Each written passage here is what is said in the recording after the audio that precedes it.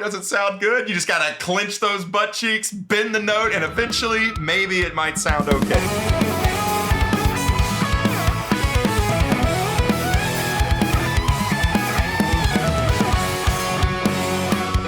What is up, guys? Chris Hirsch, Bald Guitarist here, and today I want to talk to you guys a little bit about advanced chord soloing. Have you ever noticed that sometimes when you try to improvise and you're just kind of playing your normal standard pentatonic, just that normal pentatonic box, sometimes songs have certain chord changes in them, it just doesn't fit as well. Probably the most common example of that I personally can think of is Hotel California.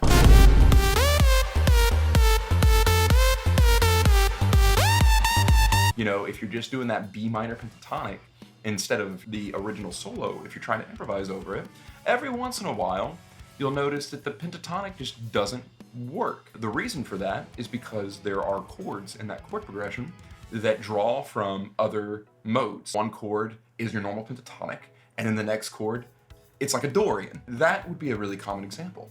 And so I have taken a chord progression from one of my own songs called Couch Potato Odyssey. It's a really cool chord progression, but every chord kind of demands a different soloing approach. You can't really one size fits all the pentatonic like you might normally would in, just like a rock context. Cut that advanced section out of my song and took out all the leads. In addition to putting this video as a guide, I'm also going to post that backing track separately so you guys have something you can practice with. And this is going to be really good for making sure that you understand different arpeggios, making sure that you understand different modal mixture techniques, making sure that you actually know where the notes are on your fretboard. I know a lot of guitar players don't like that, but it's something you got to do. We're going to break this down into 5 different approaches as far as how you can tackle a chord progression that might not be a 1-5-6-4 or a standard rock style progression where you just pick one scale and just play that scale the whole time. So the 5 approaches we're going to take are: number 1, we're going to try to brute force the pentatonic, even though I just said you shouldn't. Then we'll talk about add 9 arpeggios. Then we're going to talk about doing some mental math, or not mental math, but some music theory. I think of it as math. I'm a math guy. But doing some mental pattern manipulation so that we can come up with an appropriate pentatonic scale and kind of get you back in your comfort zone, an appropriate pentatonic scale for every chord. Then we're going to start getting into the spicy stuff, the stuff that I really like. We're going to talk about extended arpeggios. We'll talk about those both as 5-string sweep shapes, and we'll also talk about them as kind of a pentatonic substitution. Finally, we'll talk about how you can integrate your arpeggio choices as well as modal mixtures all together to kind of create a more holistic approach to some more complicated chord changes. So I'm excited to share this stuff with you guys. Let's go ahead and get started.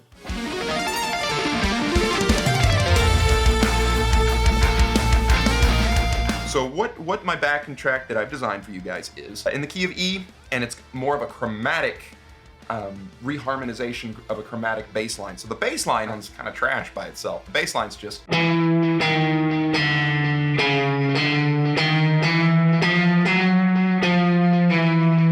a very good bass line by itself, but a clever use of major and minor sevenths. Adjacent major and minor sevenths share 2 of 4 notes. Every chord is kind of a different key. So your first chord is going to be an E major 7, and then we're going to go into an E flat minor 7. And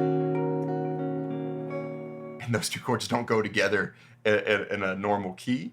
I mean, there is one key where you can kind of make those 2 chords go together, but then this next chord change, because now we're at D major 7. Then we do a C sharp minor 7, a chromatic walk up, and then we land, after we play it as a minor, we switch this F sharp into a major 7. And then we do F minor 7, and then we bring it back home, back to that E major 7.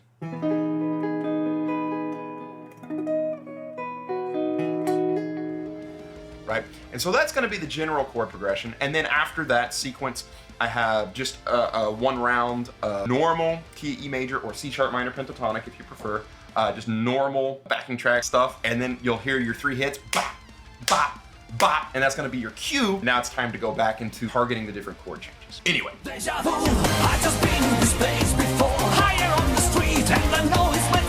So moving forward into this. Now I'm already going to tell you guys it's going to be rough because this is not a chord progression that you should be trying to force one scale to work for, because this is definitely a chord progression designed to milk as much different weird note choices as possible. But for the sake of this exercise, we're going to try to just brute force, square peg, round hole. Let's make this C sharp minor pentatonic scale fit as best we can over every chord. If a note doesn't sound good, you just gotta clench those butt cheeks, bend the note, and eventually, maybe it might sound okay. So let's go ahead and give this a try.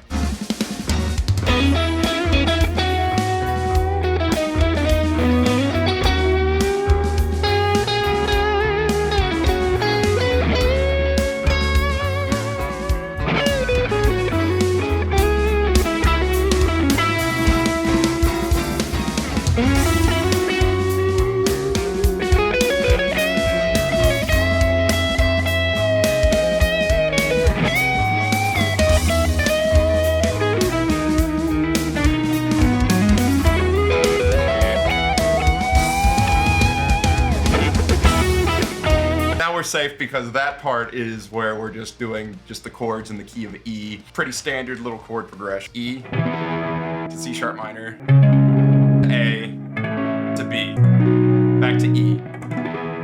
Nothing fancy, but it sounds nice, and that's what matters. Because if it sounds good, it is good.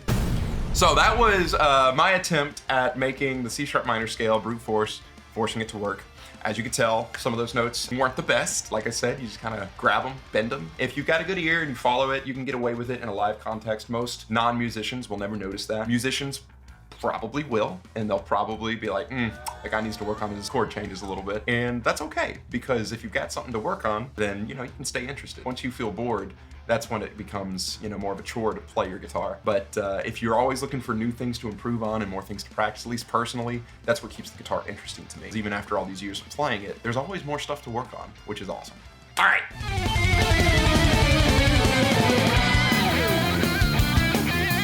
So level 2 of trying to do all of this more advanced soloing. At the end of the day, what you're doing as a lead guitar player is you're trying to pull out as many cool little intricacies in the chords of what's going on. You're trying to pull out as many cool note choices as you can out of that. The best solos, the solos that you can hum, the solos you can remember, almost always, those solos are pulling out really cool tones from the chords that are happening in the background. Level 2, we're gonna talk about add 9 arpeggios.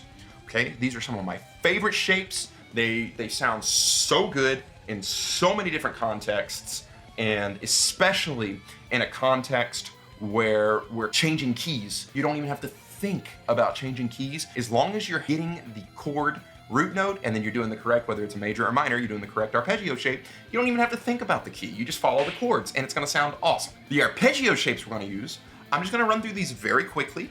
If you don't know these shapes and you want a more detailed lesson or detailed practice exercises for them, once again, leave me a comment and I can make a whole lesson just on this. All we're gonna do, you're gonna take your root note. So in this case, for my E, the E on the A string, that's gonna be the 7th fret. I'll put a little reference that is somewhere on the screen right now. And what we'll do is we will take our major shapes. We're gonna play our root note. 2 frets up from that is our 2 or our 9. That's why it's called an add 9. So we're gonna play 1, root note. We're gonna play 2 frets up. Then we're gonna play another 2 frets up. And And that is going to be our major third. That defines the chord as a major chord. And that comes from the major scale, which the first 3 notes of a add 9 arpeggio are just the first 3 notes in a major scale, because it's 1, 2, 3. So once again, root, 2 frets up, another 2 frets up. Or for an E major add 9, it'll be 7, 9, 11. And then on the next string, we're only going to play 1 note. We're going to play the 5. And the 5 is the note that you would normally do for a power chord, 2 frets up on the next string. So there's the power chord, and then we're going to play 1, 2, 3 on this string, and then 5 on this one, and you get this. And then if you want, you can just keep doing that in octaves. Anywhere there's an E note, you can go. And here it's you have to go 1 fret higher because of the B string. The G to the B string is a 4 fret difference instead of a 5 fret difference, so you have to adjust for it. And anywhere there's an E, so I could do it on this string. I can do it on this string. That's one of the reasons I love these arpeggios, is anywhere there's a root note, you just use 2 strings, and then you can do it on the next root note, and then the next root note, wherever you want on the neck. Okay, so that's the major shape. Then the minor shape is very similar. The only difference is instead of going root note, then plus 2 frets, plus 2 frets, we're gonna go plus 2 frets and then plus 1 fret, because a minor chord has a minor third, or a flat third in it. So we have to flat the 3rd note. And that's all that means. Our root note of our next chord, which is that E flat, and we're gonna go root note, 2 frets, 1 fret for the minor third, just like that, and then we're back to that 5. So the pattern is the exact same for minor as it is for major, except for the 3rd note, which is flat. So that's gonna sound like this. Really, really pretty sound. We're going to just apply this to every root note. So we're gonna grab the E for the E major 7 that's in the backing track. We're gonna grab that E note, we're gonna do a major add 9. Then we're gonna go to our next root note, which is E flat, and it's a minor chord, so we're gonna do an E flat minor add 9. That sounds like this.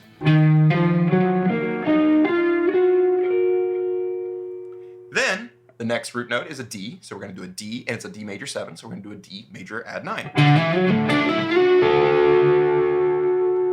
And you can do these on any strings. I just like doing it on the A string. I like how those strings sound. We've got the A string, D string, G string, and B string, and those are my 4 favorite strings. I don't like the E strings as much. We're gonna go down to that C sharp or that D flat next, and that's a minor chord, so we're gonna go. The chromatic walk up, you can either match the chromatic walk up, or you can, do some kind of chromatic walk up shred, because that's what is happening in the backing track. It's just a chromatic minor 7th chord. We're gonna land on that F sharp, and that's a major, so we're gonna do the same thing. And then we're gonna have that F, and that's a minor. And then we're back to where we started on that E major 7. So we'll play an E major add 9. Okay, so I know that was really fast as far as going through all that. If you've never heard of an add 9 arpeggio before, once again, if you want more details on that, you want more explanation, either leave a comment, let me know, or go order my deck of cards. Oh, here we go. Let me show you what that sounds like if we apply our add 9 arpeggios to this advanced backing track.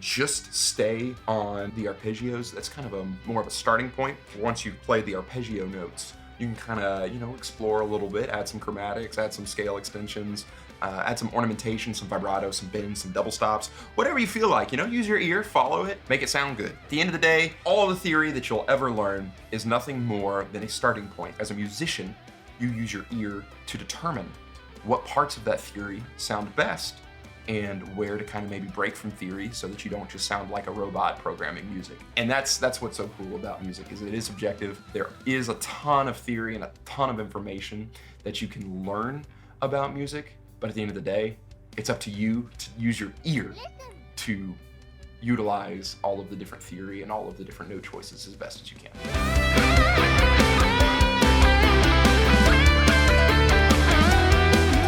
This is where we can use our relative majors and minors and kind of do more of a mathematical or more of a theory approach to finding kind of a more comfortable scale. So if you don't want to learn your add 9 arpeggios, if you don't want to brute force it because it doesn't sound good, but you do want to catch some chord changes, you want to catch some really cool key changes, some cool notes, what you can do is, if you know the chord progression ahead of time, which if you're soloing to it, hopefully you know the chord progression, that's really important.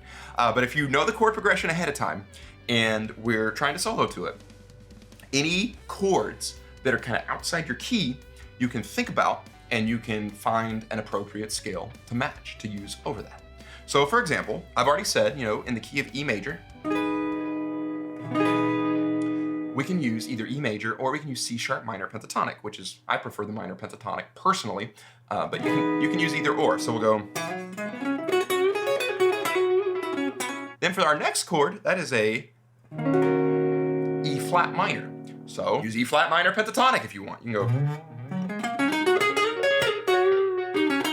You can just match it. If you're in a more standard chord progression, so like let's say we're just in G, D, E minor, C, or something really common, that you can still use this technique. You can still match those chords. However, it might sound just a little bit cheesy. It might sound a little too much, just because those chords already go together. They're already in the key of G or in the key of E minor.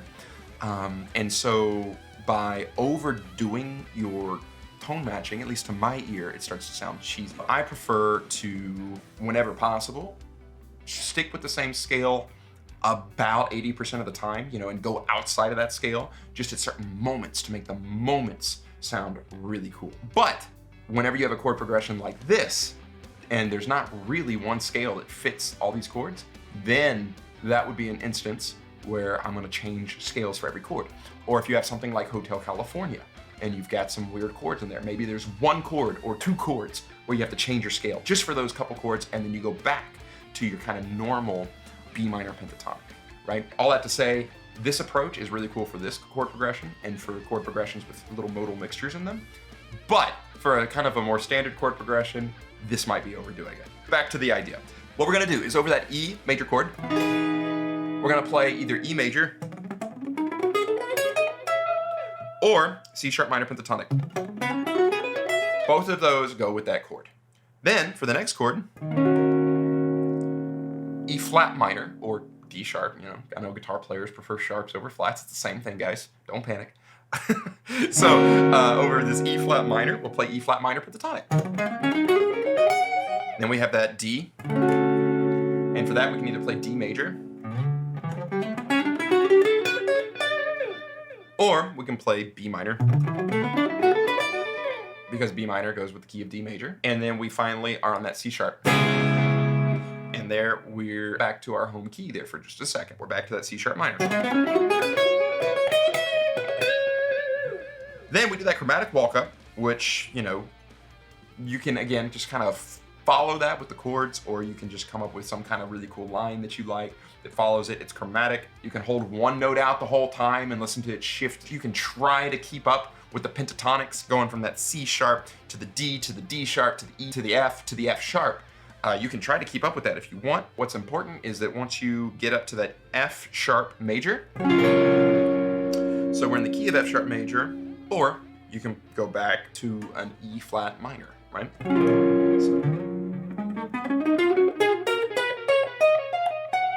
Or D sharp or E flat.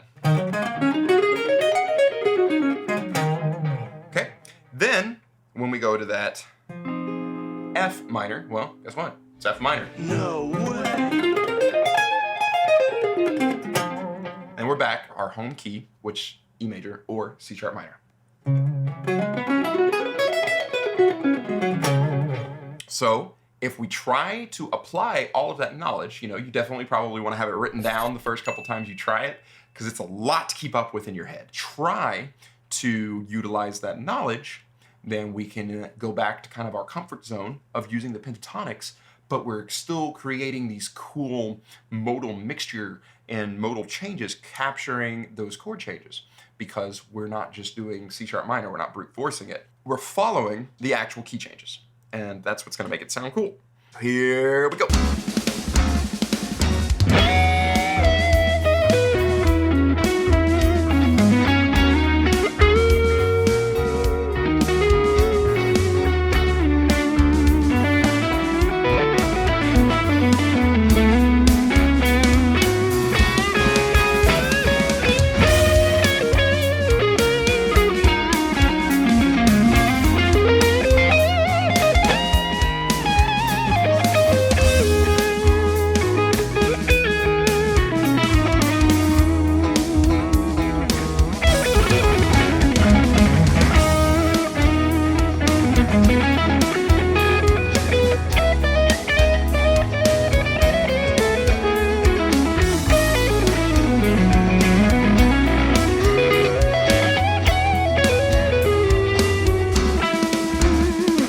So that was an example of using our pentatonics to follow the chord changes. That's a really cool approach, especially with a chord progression like this, that gives you a lot of opportunity to use those approaches, especially if you just kind of can play a little, play some fast lines, and then catch that chord change and slide into one of those notes from the next pentatonic key. It just sounds awesome. So that one is probably gonna be awesome for you guys to practice for a while. I definitely recommend getting comfortable with that. That'll help you come up with some really cool solos to this chord progression. All right. I can only count to 4. I can only count to 4. I can only count to 4. Here we go, level 4. This one is one of my favorites. I know I already said that about the add 9 arpeggios. Well, there's a reason for that, because this is add 9 arpeggios dialed up further. So instead of add 9s, these are extended arpeggios, or your full 9. So full major 9 and full minor 9. The difference is an add 9, the notes or the intervals, 1, 3, 5, 9. So it's 4 notes. The major or minor 9, the full 9th extended chord, is 1, 3, 5, 7, 9. So instead of just 4 notes, you've got 5. Everyone knows 5, 25% better than 4. It's math. The other cool thing about using extended 9th chords is, since there's 5 notes in it, it's a pentatonic arpeggio, because pentatonic just means 5 tones. That's just the Latin translation. And so instead of using our pentatonic scales, which are kind of, standard, instead of using that, what I can do is I can kind of manipulate the notes that I'm playing from the full arpeggio, and I can manipulate those into 5-note sequence that is 2 notes on every string, just like a pentatonic. So instead of playing C sharp minor pentatonic, I could play the full to go with the chord that's in the background. I could play the full E major 9th arpeggio. And what that's gonna look like is this right here.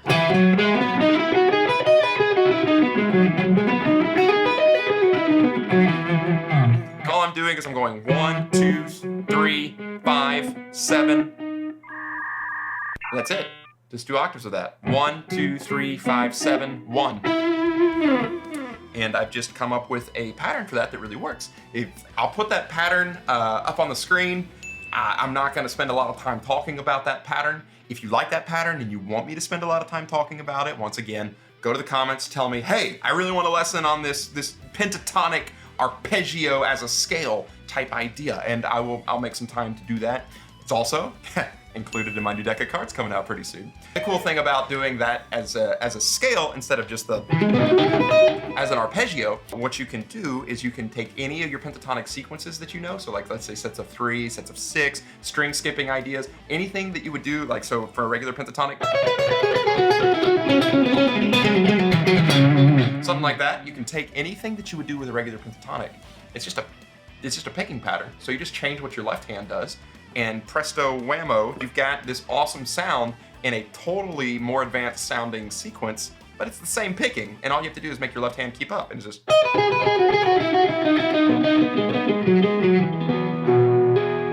Woo! And that is some good, spicy note choices right there. We can do that also for the minors. E flat or the D sharp minor arpeggio that's after our E major. We can do the same thing, but instead of using a major third and a major seventh, we'll use a minor third and a minor seventh, and we'll still add the 9 as well, and we get this for our E flat.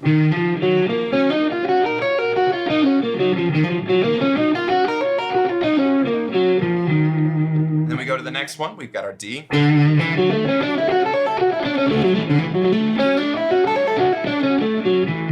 And finally the C sharp.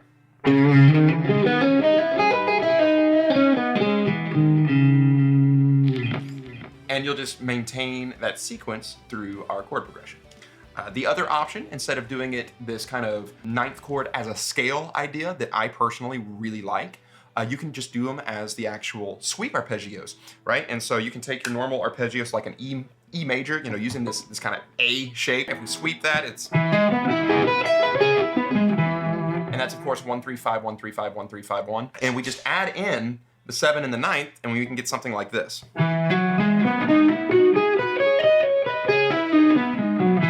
Or like this.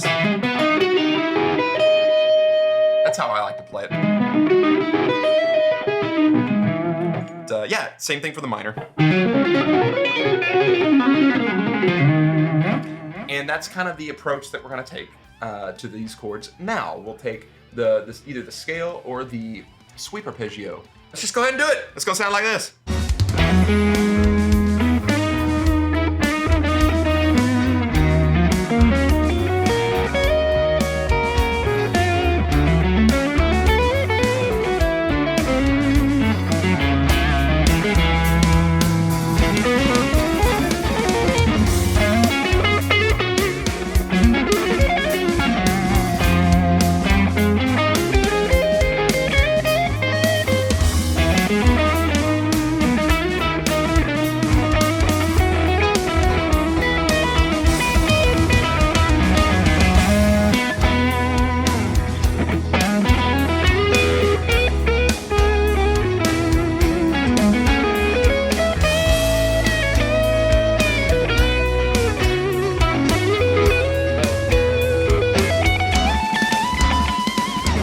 Even if I'm like doing a regular G, D, E minor, C, you can use these cool arpeggio shapes and they sound awesome. Moving on, here we go.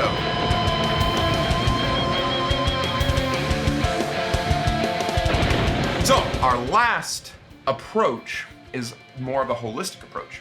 So we can combine our arpeggios, whether they're E major add 9, like we talked about in level 2, or they're what we just talked about with the those kinds of arpeggios. Then we can also use our pentatonics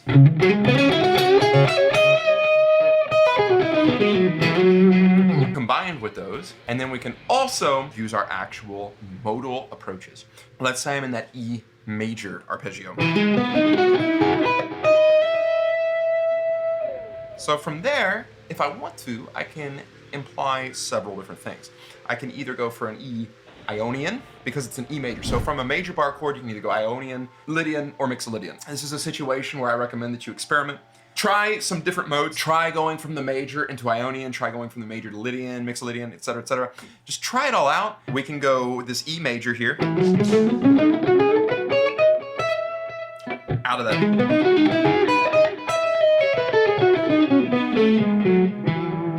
Or we can do a Lydian.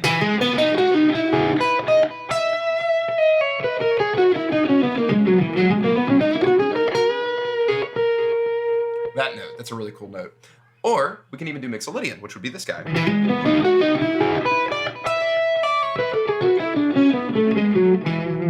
The only thing is if you're gonna do a Mixolydian, you need to be careful because then you have to change the arpeggio as well because Mixolydian has a flat 7 in it.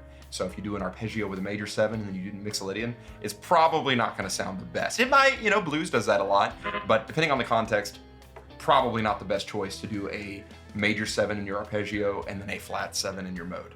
Okay, and we can do the same thing with minor. So if I go up in this, just to keep it relatively in the same key for now, let's take that C sharp minor. And so we can do, probably the most common would be to do an Aeolian, which the Aeolian mode would sound like this.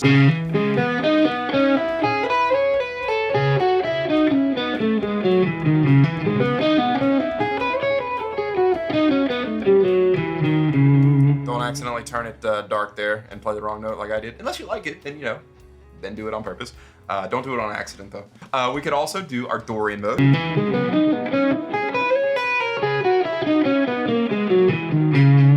And finally, we could do our Phrygian mode.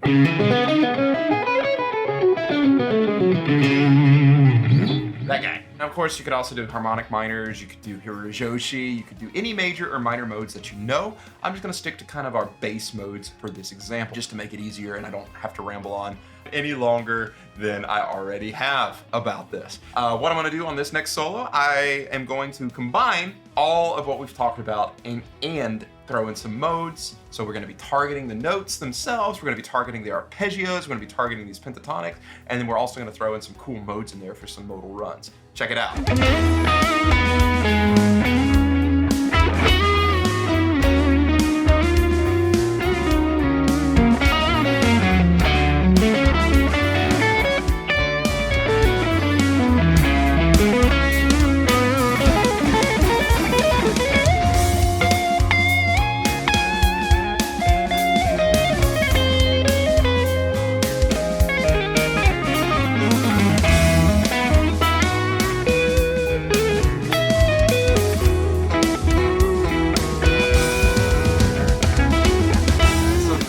Is how you improvise over a more complex chord progression. You can either brute force it, clench those butt cheeks, bend, make it sound good. You can use add 9 targeted arpeggios diagonally to target your root notes and make sure you know the majors versus the minors, and you can go back and forth with that.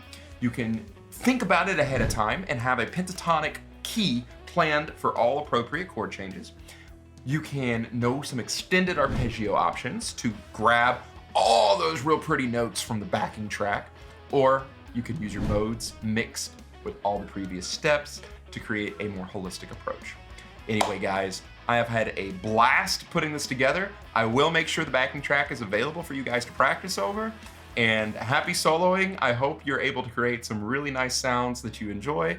Make sure if you like anything that you make, you know, tag me in it, show me what you got, and make sure to leave a like, comment, subscribe if you would like more lessons like this, or lessons of any kind from me, really. All right, guys. Peace.